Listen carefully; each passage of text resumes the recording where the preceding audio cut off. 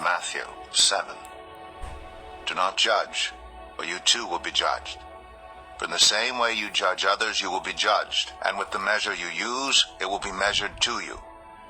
Why do you look at the speck of sawdust in your brother's eye, and pay no attention to the plank in your own eye? How can you say to your brother, let me take the speck out of your eye, when all the time there's a plank in your own eye? You hypocrite! First take the plank out of your own eye, and then you will see clearly to remove the speck from your brother's eye. Do not give dogs what is sacred. Do not throw your pearls to pigs. If you do, they may trample them under their feet, and turn and tear you to pieces. Ask, and it will be given to you. Seek, and you will find. Knock, and the door will be opened to you. For everyone who asks receives. The one who seeks finds. And to the one who knocks, the door will be opened. Which of you, if your son asks for bread, will give him a stone? Or if he asks for a fish, will give him a snake? If you then, though you are evil, know how to give good gifts to your children, how much more will your Father in heaven give good gifts to those who ask him? So in everything do to others what you would have them do to you. For this sums up the law and the prophets. Enter through the narrow gate. For wide is the gate, and broad is the road that leads to destruction, and many enter through it. But small is the gate, and narrow the road that leads to life, and only a few find it. Watch out for false prophets. They come to you in sheep's clothing, but inwardly they are ferocious wolves. By their fruit you will recognize them. Do people pick grapes from thorn bushes, or figs from thistles? Likewise, every good tree bears good fruit, but a bad tree bears bad fruit. A good tree cannot bear bad fruit, and a bad tree cannot bear good fruit. Every tree that does not bear good fruit is cut down and thrown into the fire. Thus, by their fruit you will recognize them.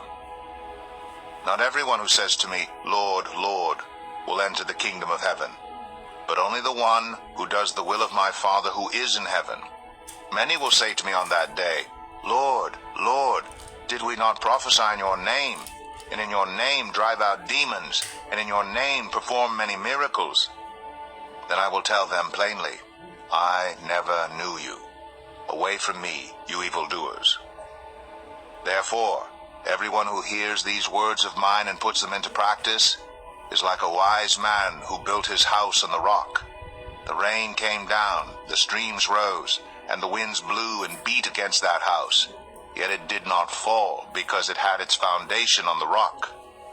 But everyone who hears these words of mine and does not put them into practice is like a foolish man who built his house on sand.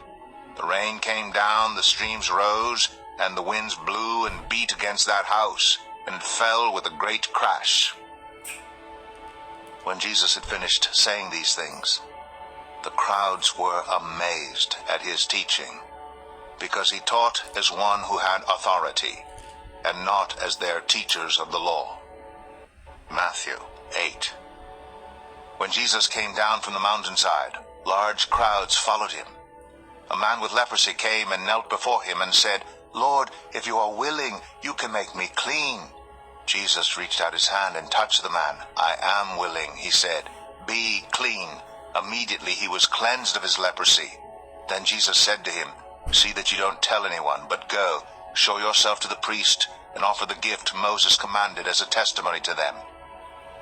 When Jesus had entered Capernaum, a centurion came to him, asking for help. Lord, he said, my servant lies at home, paralyzed, suffering terribly. Jesus said to him, Shall I come and heal him? The centurion replied, Lord, I do not deserve to have you come under my roof, but just say the word, and my servant will be healed. For I myself am a man under authority, with soldiers under me. I tell this one, go, and he goes, and that one, come, and he comes. I say to my servant, do this, and he does it. When Jesus heard this, he was amazed, and said to those following him, Truly I tell you, I have not found anyone in Israel with such great faith. I say to you that many will come from the east and the west, and will take their places at the feast with Abraham, Isaac, and Jacob in the kingdom of heaven. But the subjects of the kingdom will be thrown outside into the darkness, where there will be weeping and gnashing of teeth." Then Jesus said to the centurion, "Go, let it be done just as you believed it would." And his servant was healed at that moment. When Jesus came into Peter's house, he saw Peter's mother-in-law lying in bed with a fever. He touched her hand, and the fever left her, and she got up and began to wait on him.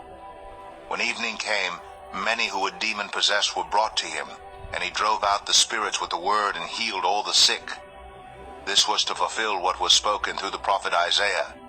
"He took up our infirmities and bore our diseases." When Jesus saw the crowd around him, he gave orders to cross to the other side of the lake. Then a teacher of the law came to him and said, "Teacher, I will follow you wherever you go." Jesus replied, "Foxes have dens and birds have nests, but the Son of Man has no place to lay his head." Another disciple said to him, "Lord, first let me go and bury my father." But Jesus told him, "Follow me, and let the dead bury their own dead." Then he got into the boat, and his disciples followed him. Suddenly a furious storm came up on the lake, so that the waves swept over the boat. But Jesus was sleeping. The disciples went and woke him, saying, "Lord, save us, we're going to drown." He replied, "You of little faith, why are you so afraid?" Then he got up and rebuked the winds and the waves, and it was completely calm. The men were amazed and asked, "What kind of man is this? Even the winds and the waves obey him." When he arrived at the other side in the region of the Gadarenes, 2 demon-possessed men coming from the tombs met him. They were so violent that no one could pass that way. "What do you want with us, Son of God?" they shouted. "Have you come here to torture us before the appointed time?" Some distance from them, a large herd of pigs was feeding. The demons begged Jesus, "If you drive us out, send us into the herd of pigs." He said to them, "Go." So they came out and went into the pigs, and the whole herd rushed down the steep bank into the lake and died in the water.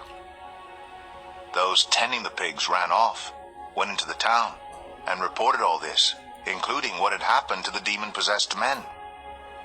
Then the whole town went out to meet Jesus, and when they saw him, they pleaded with him to leave their region. Matthew 9. Jesus stepped into a boat, crossed over, and came to his own town. Some men brought to him a paralyzed man lying on a mat. When Jesus saw their faith, he said to the man, "Take heart, son, your sins are forgiven." At this, some of the teachers of the law said to themselves, "This fellow is blaspheming."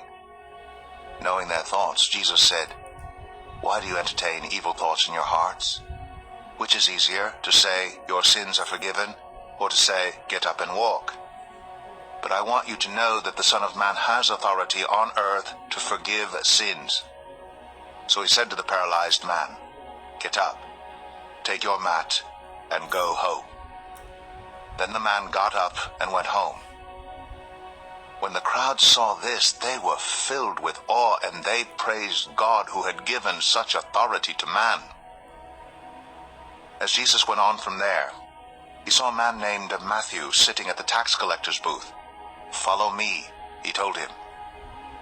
And Matthew got up and followed him. While Jesus was having dinner at Matthew's house, many tax collectors and sinners came and ate with him and his disciples. When the Pharisees saw this, they asked his disciples, "Why does your teacher eat with tax collectors and sinners?" On hearing this, Jesus said, "It is not the healthy who need a doctor, but the sick. But go and learn what this means. I desire mercy, not sacrifice. For I have not come to call the righteous, but sinners." Then John's disciples came and asked him, "How is it that we and the Pharisees fast often, but your disciples do not fast?" Jesus answered, "How can the guests of the bridegroom mourn while he is with them? The time will come when the bridegroom will be taken from them, then they will fast. No one sews a patch of unshrunk cloth on an old garment, for the patch will pull away from the garment, making the tear worse. Neither do people pour new wine into old wine skins. If they do, the skins will burst, the wine will run out, and the wineskins will be ruined. No, they pour new wine into new wineskins, and both are preserved." While he was saying this, a synagogue leader came and knelt before him and said, "My daughter has just died, but come and put your hand on her, and she will live." Jesus got up and went with him, and so did his disciples. Just then, a woman who had been subject to bleeding for 12 years came up behind him and touched the edge of his cloak. She said to herself, "If I only touch his cloak, I will be healed." Jesus turned and saw her. "Take heart, daughter," he said. "Your faith has healed you." And the woman was healed at that moment.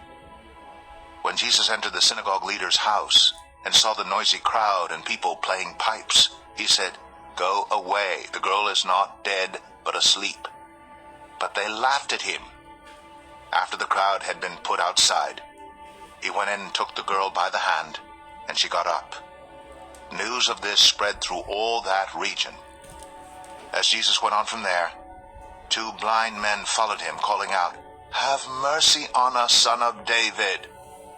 When he had gone indoors, the blind men came to him, and he asked them, "Do you believe that I am able to do this?" "Yes, Lord," they replied. Then he touched their eyes and said, "According to your faith, let it be done to you." And their sight was restored. Jesus warned them sternly, "See that no one knows about this." But they went out and spread the news about him all over that region. While they were going out, a man who was demon-possessed and could not talk was brought to Jesus. And when the demon was driven out, the man who had been mute spoke. The crowd was amazed and said, "Nothing like this has ever been seen in Israel." But the Pharisees said, "It is by the prince of demons that he drives out demons." Jesus went through all the towns and villages, teaching in their synagogues, proclaiming the good news of the kingdom, and healing every disease and sickness. When he saw the crowds, he had compassion on them, because they were harassed and helpless, like sheep without a shepherd. Then he said to his disciples, "The harvest is plentiful, but the workers are few. Ask the Lord of the harvest, therefore, to send out workers into his harvest field." Matthew